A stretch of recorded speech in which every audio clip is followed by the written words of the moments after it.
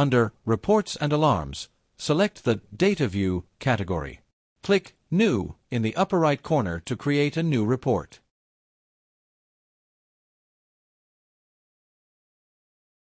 Next, enter the data into the input form. You can choose any name you like. If you provide an email address, you will be notified via email when the report is complete. Now specify the start and end dates of the reporting period, and then select the usage type.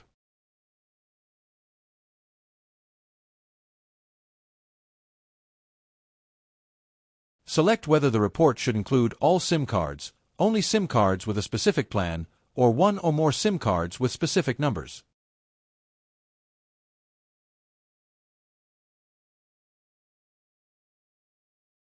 Now click Execute. The report has been generated.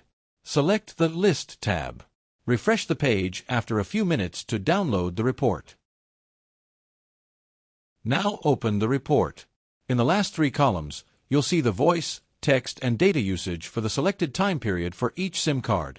The data usage is displayed in kilobytes. Back in the portal, in the report list, select Detail. Here you can also see the usage of each SIM card.